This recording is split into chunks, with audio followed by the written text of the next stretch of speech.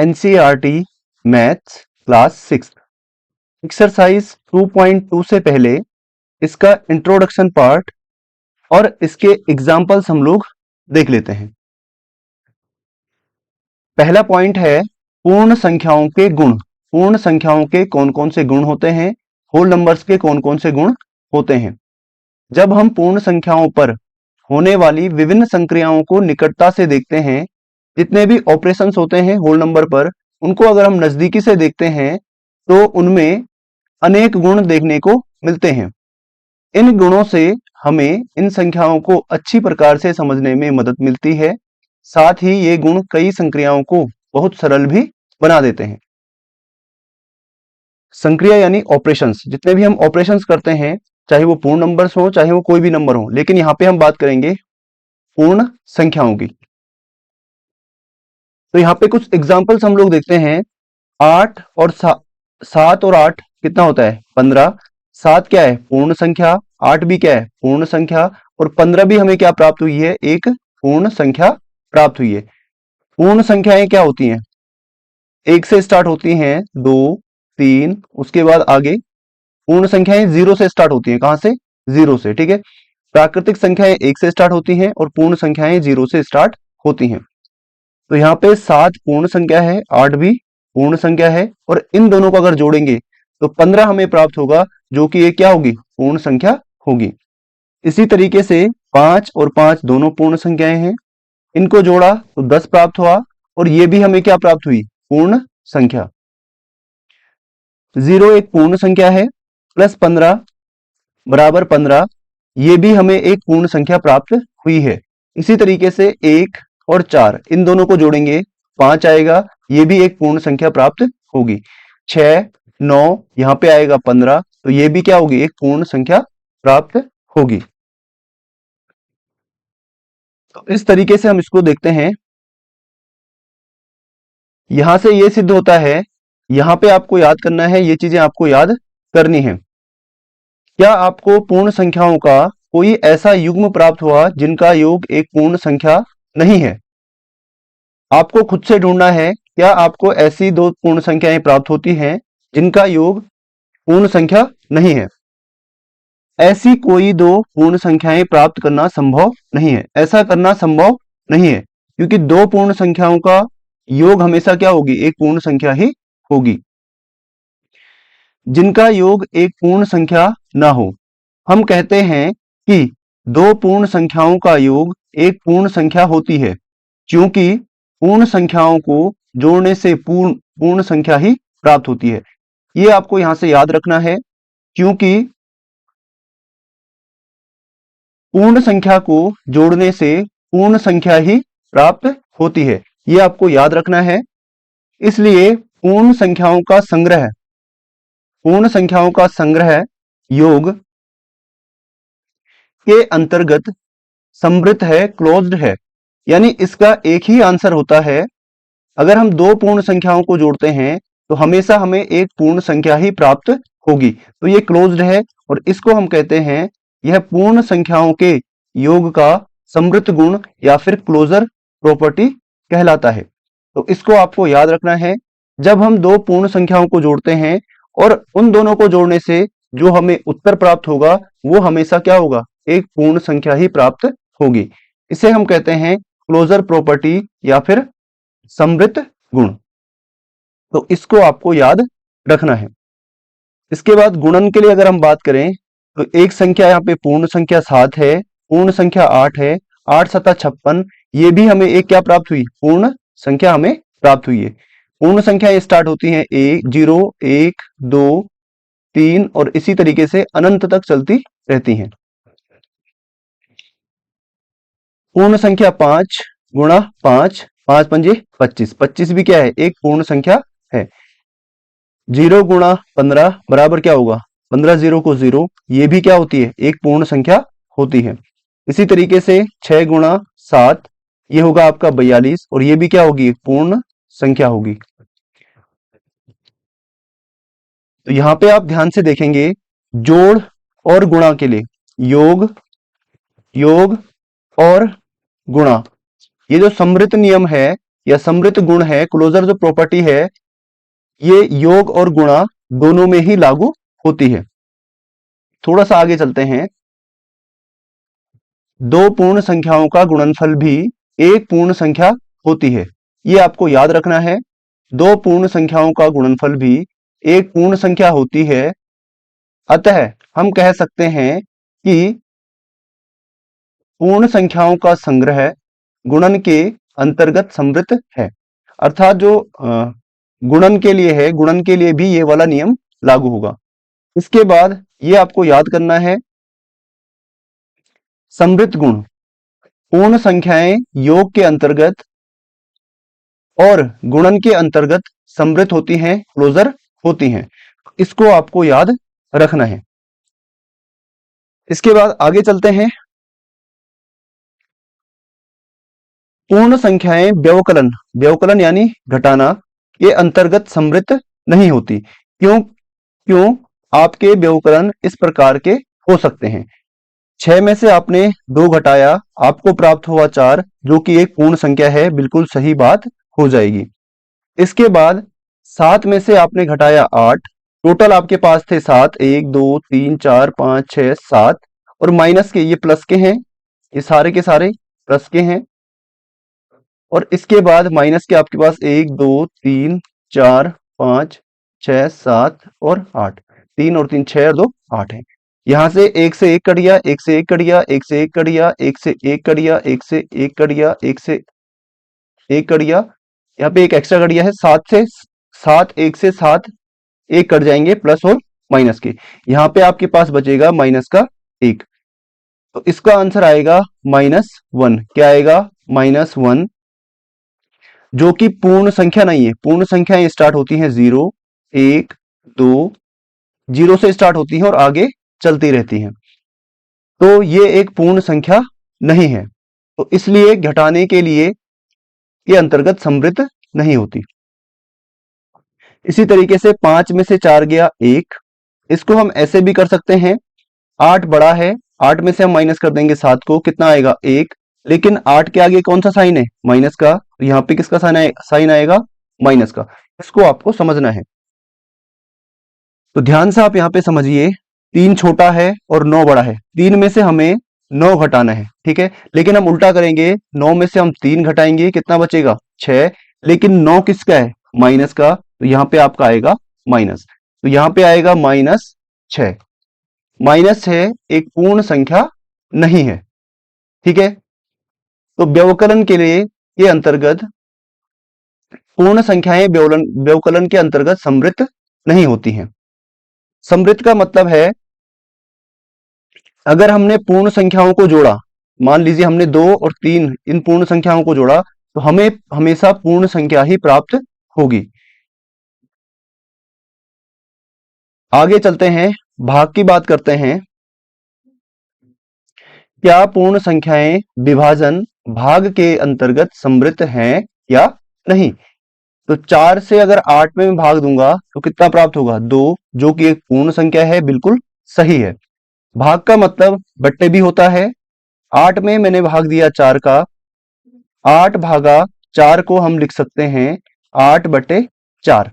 इसी तरीके से यहाँ पे 5 भागा 7 को हम लिखेंगे 5/7। यहां से हमने भाग दिया तो हमें मिला 2, यहां से अगर मैं भाग दूंगा तो ये नहीं कटेगा, इसलिए ये एक पूर्ण संख्या नहीं है। इसके बाद 3 से भाग देंगे 12 में, 4 बार जाएगा, जो कि एक पूर्ण संख्या है, बिल्कुल सही है। 6 को भाग देंगे 5 से, तो ये एक पूर्ण संख्या नहीं है। अतः हम कह सकते हैं कि पूर्ण संख्याएं व्यवकलन यानी घटाने और विभाजन यानी भाग के अंतर्गत समृद्ध नहीं है। आगे चलते हैं, शून्य द्वारा विभाजन, शून्य से भाग करना। देखो, अगर हम 0 को किसी भी नंबर से भाग देते हैं, इसका आंसर हमेशा 0 आता है।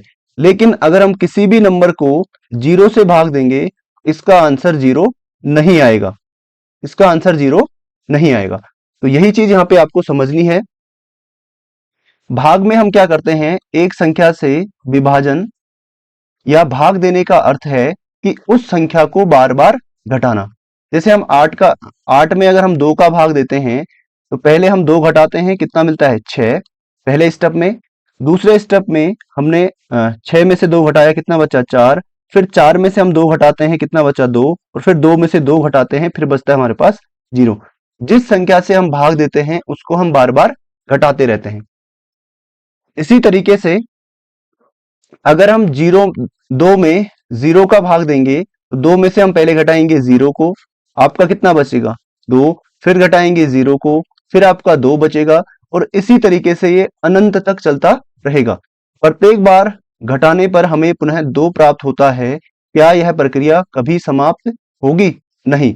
तो ये प्रक्रिया कभी भी समाप्त नहीं होगी, इसलिए हम इसका आंसर हमेशा इनफाइनाइट आता है या फिर अपरिभाषित या फिर परिभाषित नहीं है।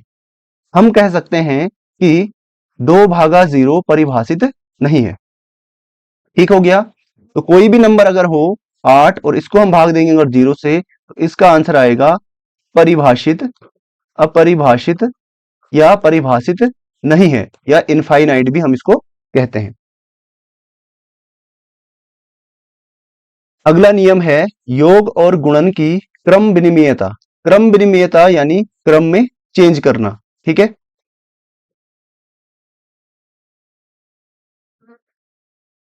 संख्या रेखा के निम्नलिखित चित्र क्या दर्शाते हैं? देखो आप ध्यान से देखिए, जब आप इन चीजों को समझ लेंगे तो एक्सरसाइज आप खुद से ही सॉल्व कर लेंगे। इसलिए आपको थोड़ा सा ध्यान यहाँ पे लगाना होगा, जिससे आप इजीली चीजों को समझ पाए। संख्या रेखा के निम्नलिखित चित्र क्या दर्शाते हैं? दोनों स्थितियों में हम 5 पर पहुंचते हैं। देखो पहले 1 यूनिट, 2 यूनिट और 3 यूनिट, यहां तक 3 यूनिट है। इसमें हमने ऐड करी 2 यूनिट, तो उत्तर हमें प्राप्त कितना हुआ 5। इसके बाद हमने उल्टा किया, पहले 2 यूनिट को जोड़ा, 2 यूनिट ली और उसके बाद 3 उसमें जोड़ दी, तो कितना प्राप्त हुआ 5।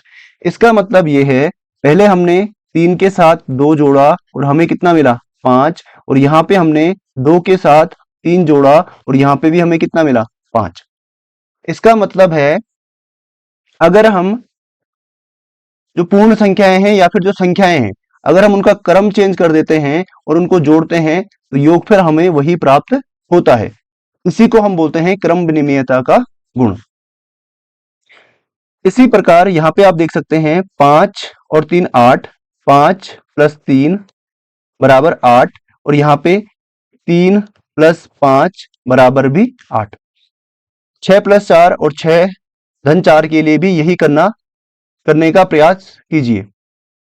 क्या यह तब भी सत्य है जब हम इन्हीं दो पूर्ण संख्याओं को जोड़ते हैं?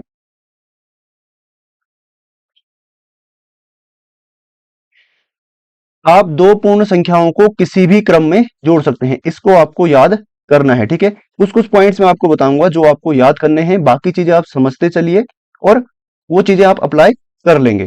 ठीक है, तो आप दो पूर्ण संख्याओं को किसी भी क्रम में जोड़ सकते हैं। हम कहते हैं कि पूर्ण संख्याओं के लिए योग क्रम क्रम विनिमेय या कम्यूटेटिव है। यह गुण योग की क्रम विनिमेयता कहलाता है। ये आपको याद करना है। ये वाली लाइन, जिन लाइंस पर मैं हाईलाइट कर रहा हूं उनको आपको याद करना है। कॉपी में आप लिख लीजिए और इनको याद कर लीजिए। हम कहते हैं कि पूर्ण संख्याओं के लिए योग क्रम विनिमेय है या कम्यूटेटिव है। यह गुण योग की क्रम विनिमेयता कहलाता है। क्रम विनिमेयता यानी क्रम चेंज करना। ठीक है, किसी भी क्रम में अगर हम लगाएं नंबर्स को, उनका योग हमेशा क्या आएगा, सेम आएगा। आगे चलते हैं।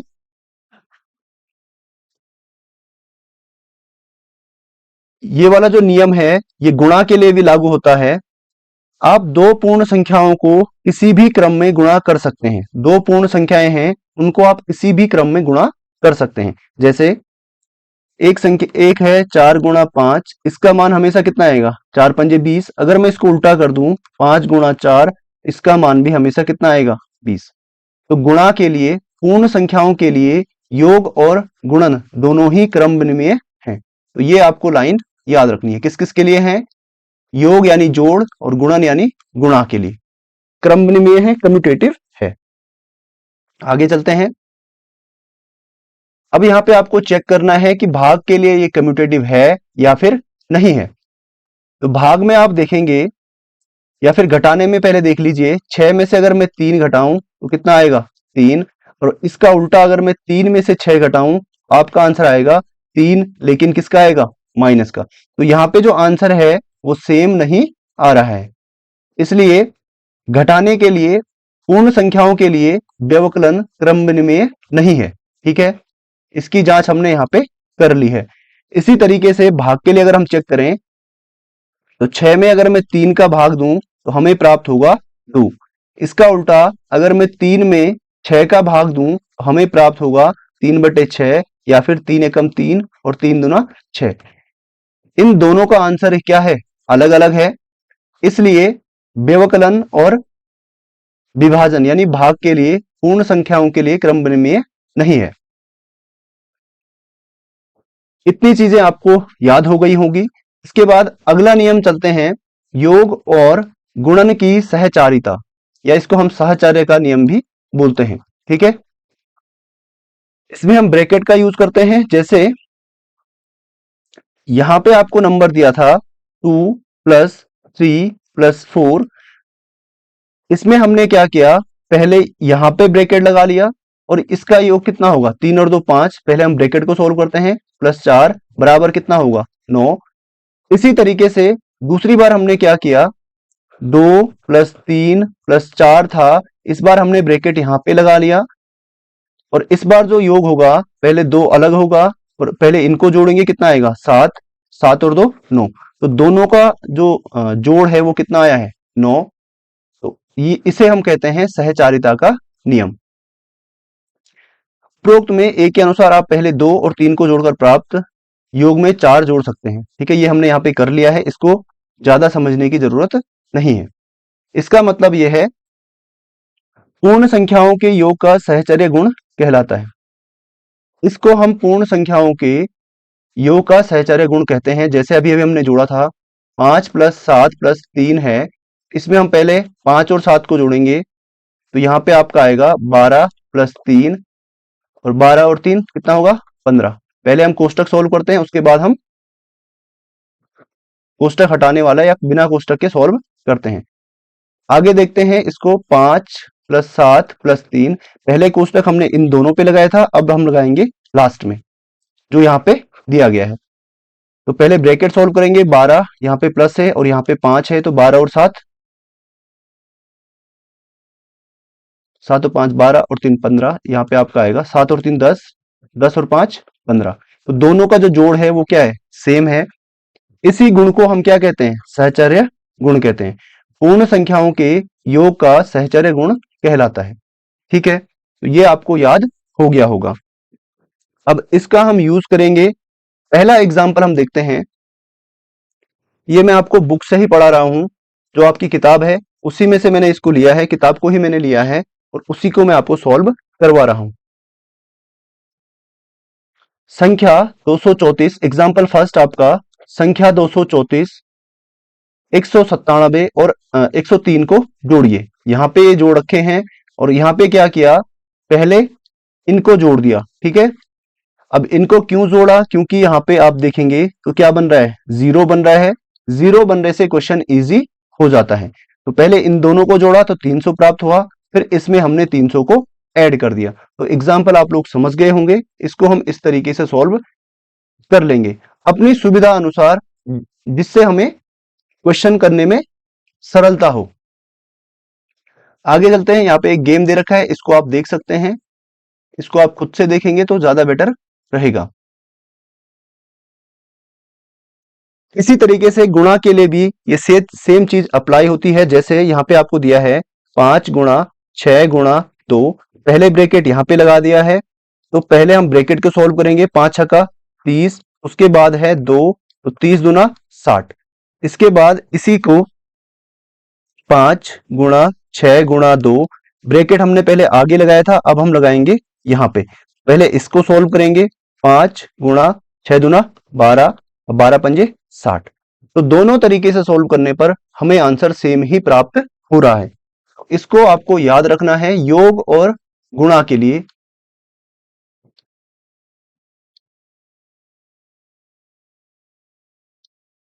यह पूर्ण संख्याओं के गुणन का सहचारी या सहचर्य गुण कहलाता है। तो ये गुणा के लिए था, इससे पहले हमने जोड़ के लिए किया था। ठीक है, तो इनको भी आपको इसी तरीके से सॉल्व करना है। कौन सा गुण सरल है और क्यों, तो ये आपको चेक करना है कौन सा इजी है और कौन सा टफ है। यहां पे आप देखेंगे हमेशा हम जीरो बनाने का क्या करते हैं, प्रयत्न करते हैं, कोशिश करते हैं, ट्राई करते हैं। जैसे 6 पंजे 30, तो 6 पंजे 30 गुणा 3, 30 तियां 90, तो ये वाला इजी रहेगा, जबकि ये वाला थोड़ा सा टफ रहेगा। 5 तियां 15 और 15 गुणा 6, 15 छक्का 90। इसमें अगर हम देखें तो यहाँ पे आपका आएगा 36, 9 चौको 36 गुणा 25। अगर इसमें हम देखें तो यहाँ पे आएगा 25 चौको 100 और आगे आपका है 9। तो ये वाला गुणा करना ज्यादा इजी रहेगा तुलना में इसके। ठीक है, तो यहां तक आप चीजें समझ गए होंगे। नेक्स्ट एग्जांपल की ओर चलते हैं। उदाहरण 2, 14 + 16 + 6 को दो विधियों से प्राप्त कीजिए। तो दो विधियां इसके लिए हम यूज कर सकते हैं। दो विधियां हमने सीखी हैं, एक हमने सीखा है क्रम विनिमेयता और एक हमने सीखी है सहचर्यता। ठीक है, इन दोनों का यूज हम यहाँ पे करेंगे। तो सहचर्य के लिए हम क्या करते हैं, ब्रैकेट लगाते हैं। तो पहले वाले में सहचर्य नियम का यूज हुआ है। 17 गुणा 14 बराबर 31, तो 31 + 6 37। दूसरे वाले में क्रम विनिमेयता, आप देखेंगे 14, 17 और 6 था। इसमें यहाँ पे क्या किया, 6 को आगे ले आए, 6 पीछे था, 6 को हम ले आए दूसरे नंबर पे। तो यहाँ पे 6 का क्रम हमने क्या कर दिया, चेंज कर दिया। इसमें हमने यूज किया है सहचर्य और क्रम विनिमेय गुणों के संयोजन को प्रयोग किया है। क्या आप सोचते हैं कि क्रम विनिमेय और सहचर्य गुण के प्रयोग से परिकलन कुछ सरल हो जाते हैं, इससे कुछ इजी हो जाते हैं? इजी कैसे हुआ, यहाँ पे आप देखेंगे 14 और 6 कितना हो गया 20, और 20 और 17 को जोड़ना ज्यादा इजी था। अगर हम यहां पे जोड़ेंगे तो यहाँ पे 31 और 6, जहां पे अगर आपको 0 प्राप्त होता है वहां पे कैलकुलेशन करना थोड़ा सा इजी हो जाता है। आगे चलते हैं। नेक्स्ट एग्जांपल है सहचर्य गुणन का सहचर्य गुण निम्नलिखित प्रकार के प्रश्नों को हल करने में उपयोगी होता है। इस प्रकार के जो प्रश्न हैं इनको हल करने में थोड़ा सा आसान होता है। ठीक है, इसको हम कैसे हल कर सकते हैं, यहां पे आप देख सकते हैं। देखो 12 गुणा 35 है। ठीक है, 12 को हम लिख सकते हैं 2 गुणा 6, 2 गुणा 6 गुणा 35, इसको हम ऐसे लिख सकते हैं। या फिर हम इसको उल्टा भी लिख सकते हैं 6 गुणा 2 गुणा 35।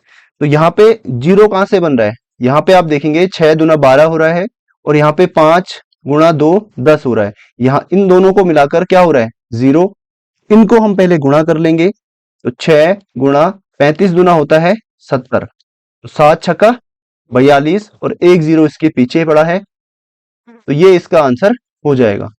तो इस उदाहरण में हमने सहचर्य गुण का उपयोग किया।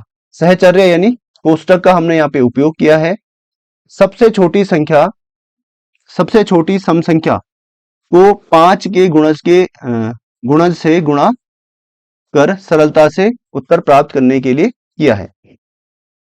अब यहां पे हम यूज करेंगे, इसने पूछा है आप यहां किस गुण का प्रयोग कर रहे हैं। उदाहरण चौथा, इसको हल करने में आप किस गुण का प्रयोग करेंगे। तो यहां पे आप देखिए 5 यहां पे है और यहां पे कितना है 8। इन दोनों को अगर गुणा करूंगा तो यहां पे आपको प्राप्त होगा 0। तो यहां पे ब्रैकेट लगा लेंगे। यहां पे हमने लगा लिया ब्रैकेट। तो जैसे ही हम ब्रैकेट लगाएंगे तो इसको हम बोलते हैं सहचर्य नियम या सहचर्य गुण का हम यहाँ पे प्रयोग करेंगे। तो इनको अगर गुणा करेंगे तो 8 पंजे 40, 8 दूना 16 और 4 20, 8 एकम 8 और 2 10, 1000 हमें प्राप्त होगा और गुणा में है 17, 1769। इन दोनों को अगर गुणा करेंगे तो 1769 और कितने जीरो हैं 1 2 3, इसके आगे 1 2 3 जीरो यहाँ पे लग जाएंगे। तो इस तरीके से हम सहचर्य नियम और क्रम विनिमयता से प्रश्नों को इजी कर सकते हैं। अब यहाँ पे पूछा गया है क्या विभाजन के लिए सहचर्य गुण लागू होता है या फिर नहीं। तो यहाँ पे आप चेक कर सकते हैं 16 भागा 4 उसके बाद भागा 2। पहले हम ब्रैकेट सॉल्व करते हैं, 4 से भाग देंगे 16 में कितना आएगा 4, यहाँ पे भागा है 2, 2 से भाग देंगे 4 में कितना आएगा 2, इसका आंसर कितना आया है 2। इसी तरीके से अगर हम इसका आंसर निकालें 16 भागा 4 भागा 2, तो यहाँ पे पहले ब्रैकेट को सॉल्व करेंगे, 2 से भाग देंगे 4 में कितना आएगा 2, यहाँ आपका है 16 भागा 2, तो 2 से इसमें भाग देंगे कितना आएगा 8, तो यहाँ पे आंसर आपका 8 आया है और यहाँ पे आंसर आपका 2 आया है। जबकि जो गुणा और जोड़ में था वहां पे आंसर आपका सेम आ रहा था, इसलिए विभाजन के लिए सहचर्य गुण लागू नहीं होता। ठीक है, यहां तक चीजें आप लोग समझ गए होंगे। अब थोड़ा सा हम आगे चलते हैं। वर्गों की संख्या यहां पे आप देखेंगे 1 2 3 4 5 6, 6 गुणा 5 और यहाँ पे 1 2 3 4 5, तो 6 गुणा 5 वर्गों की संख्या यहाँ पे कितनी है 6 गुणा 5 और यहाँ पे कितनी है 1 2 3 4 5 6 गुणा 1 2 3, 6 गुणा 3 है। इन दोनों को अगर हम जोड़ेंगे तो इसको हम जोड़ेंगे 6 गुणा 5 प्लस 6 गुणा 3, इस तरीके से हम इनको जोड़ेंगे। यहां से आप देखेंगे 6 यहां भी है और 6 यहां भी है, तो 6 को हम ले लेते हैं कॉमन और यहाँ पे ब्रैकेट लग जाता है और यहाँ बचता है आपका 5 और यहाँ आपका बचता है 3। अब पहले ब्रैकेट को सॉल्व करेंगे, 8 गुणा 6, 8 छक्का 48, तो इस तरीके से हम इसको सॉल्व करेंगे। आगे आप देख सकते हैं 6 गुणा 8 बराबर हम इसको ऐसे लिख सकते हैं, इसे योग पर गुणन का वितरण गुण कहते हैं, इसको आप याद कर सकते हैं। आगे बढ़ते हैं और इस एग्जाम्पल के जरिए हम इसको समझते हैं। एक स्कूल की कैंटीन प्रतिदिन लंच के लिए 20 रुपए और दूध के लिए 4 रुपए लेती है। भाई लंच यानी खाने के लिए 20 रुपए लेती है और दूध के लिए 4 रुपए लेती है। इन मदों में 5 दिनों में कुल कितना व्यय करते हैं। टोटल दिन कितने हैं 5 और 5 दिन का जो दूध है प्रतिदिन का वो 20 रुपए लगते हैं। एक दिन के 20 रुपए तो 5 दिन के कितने लगेंगे, यहाँ पे आप देख सकते हैं एक दिन के 20 रुपए, एक दिन के 20 रुपए, तो 5 दिन के कितने होंगे 5 गुणा 20। दूध के एक दिन के 4 रुपए लगते हैं। ठीक है, तो 5 दिन के कितने लगेंगे 5 गुणा 4। तो यहाँ पे आप देख सकते हैं अगर हम इन दोनों को जोड़ेंगे तो यहाँ पे आएगा 100 और यहाँ पे आपका आएगा 20, तो टोटल कितना होगा 120। तो टोटल कुल व्यय कितना होगा 120। ये पहला तरीका है, यहाँ पे पहली विधि आपको दे रखी है और यहाँ पे इसने जोड़कर इसका आंसर निकाल दिया है 120। ठीक है, अब दूसरा तरीका है जो अभी अभी हमने सीखा है उसको हम यूज करेंगे। एक दिन की कुल राशि ज्ञात कीजिए, फिर इसे 5 से गुणा कीजिए। एक दिन की कुल राशि कितनी थी 20 और भाई दूध के लिए लंच के लिए थी 20 और दूध के लिए थी 4, तो एक दिन की कुल राशि कितनी हो गई 20 गुणा 4 और इसको हम गुणा कर देंगे 5 दिन से, 20 और 4 24 गुणा 5 बराबर 120, तो ये इसका आंसर हो जाएगा। बाकी हम इसे वितरण नियम से यहाँ पे सॉल्व कर सकते हैं।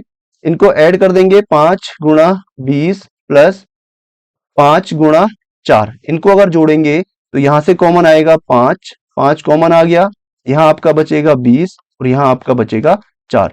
5 गुणा 20 और 4 24 बराबर 5 20 24 पंजे 120। इस तरीके से इसको सॉल्व कर सकते हैं।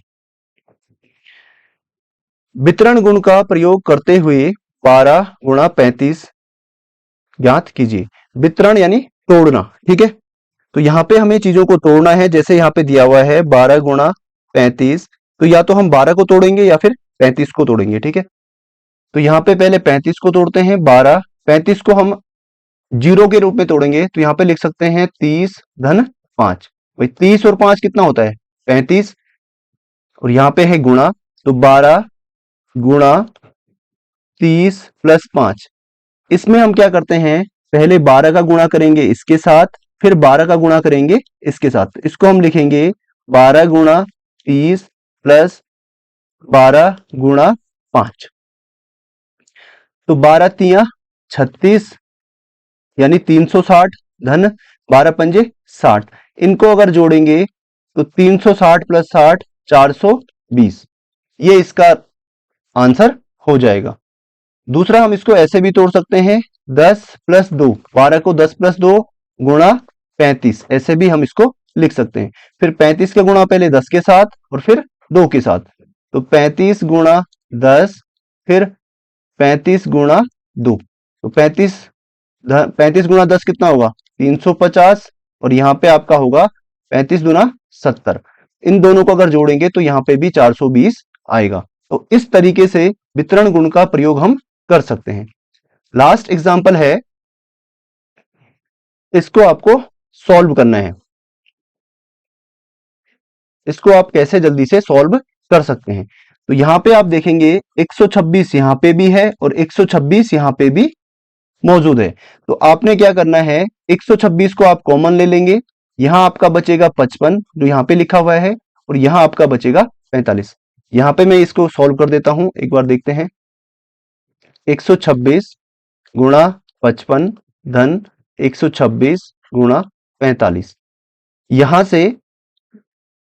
यहां से मैं कॉमन ले लेता हूं, यहां से 26 को, और यहां से भी दोनों में 26 है, इसको मैंने कॉमन ले लिया 26, और यहां आपका बचेगा 55 और यहां आपका बचेगा 45। अब इन दोनों को सॉल्व करेंगे ब्रैकेट के अंदर का पहले।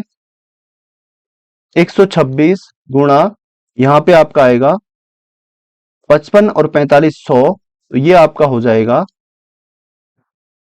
126 गुणा 100, कितने जीरो हैं 2, तो 126 के आगे 2 जीरो और लग जाएंगे। इसका आंसर ये आपका हो जाएगा। उम्मीद करता हूं आप समझ गए होंगे। आगे चलते हैं, इनको आप खुद से सॉल्व कर लेना, ठीक है। वितरण गुण का प्रयोग करते हुए इनको आपको सॉल्व करना है, खुद से प्रयास करना है। अगर आप खुद से प्रैक्टिस करेंगे तो आप जल्दी सीखेंगे। आगे चलते हैं तत्समक अवयव योग और गुणन के लिए। तत्समक यानी तत्सम का मतलब होता है सेम आना चाहिए, जो पहले संख्या थी वही आपका उत्तर होना चाहिए, ठीक है। तत्सम का मतलब यही होता है, संस्कृत का शब्द है, इसको आपने सुना भी होगा। पूर्ण संख्याओं का संग्रह प्राकृतिक संख्याओं के संग्रह से किस रूप में भिन्न है। भाई प्राकृतिक संख्याओं में क्या होता है, प्राकृतिक संख्याएं 1 से शुरू होती हैं और पूर्ण संख्याएं कहां से शुरू होती हैं, 0 से, ठीक है। तो यही अंतर इनमें पाया जाता है। यह केवल पूर्ण संख्याओं के संग्रह में शून्य की उपस्थिति के कारण होता है। ये जो तत्समक अवयव है या जो ये गुण है, ये केवल पूर्ण संख्याओं में शून्य के कारण होता है। इस संख्या शून्य की योग में विशेष भूमिका है, इसका अनुमान लगाने का प्रयत्न कीजिए। देखो भाई, जो शून्य है इसकी अहम भूमिका है, यहाँ पे इसका पता चलेगा। जैसे 7 में अगर हमने जोड़ा 0 तो हमें कितना प्राप्त हुआ 7, यानी तत्सम संख्या हमें प्राप्त हुई है, सेम संख्या हमें प्राप्त हुई है। 5 में 0 जोड़ा फिर हमें कितना प्राप्त हुआ 0, या फिर हम 0 में 15 जोड़ेंगे तो हमें कितना प्राप्त होगा 15 ही प्राप्त होगा।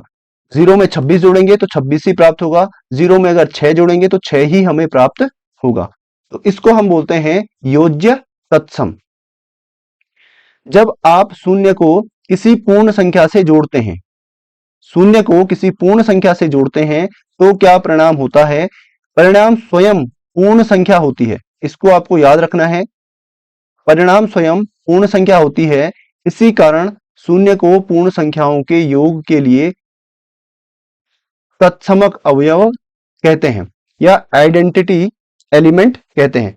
शून्य को पूर्ण संख्याओं के लिए योज्य तत्समक भी कहते हैं, एडिटिव आइडेंटिटी भी कहते हैं। ये आपको याद रखना है। आगे चलते हैं। अब आपको गुणा के लिए यहाँ पे चेक करना है। गुणन की संक्रिया में भी शून्य की एक विशेष भूमिका होती है। जब हम किसी भी नंबर को 0 से गुणा करते हैं तो इसका आंसर हमेशा क्या आता है, 0 ही आता है। ठीक है, यही यही चीज इसमें बताई गई है। आपको पूर्ण संख्याओं के लिए एक योज्य तत्समक प्राप्त हुआ, वो क्या था, 0 था।